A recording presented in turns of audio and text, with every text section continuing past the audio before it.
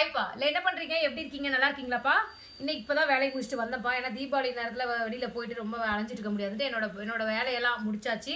So இப்போ வந்து வர டைம் ஆகி போச்சு, லஞ்ச் பண்ண முடியல. சரி வந்துடலாம்னு நினச்சி அரிசிலாம் ஊற வச்சுட்டு போனேன். ஆனால் வந்து செய்ய முடியல, டைம் ஆகிடுச்சு. மணி வந்து 3:30 மணி 3:20 என்னோட வாட்சில்.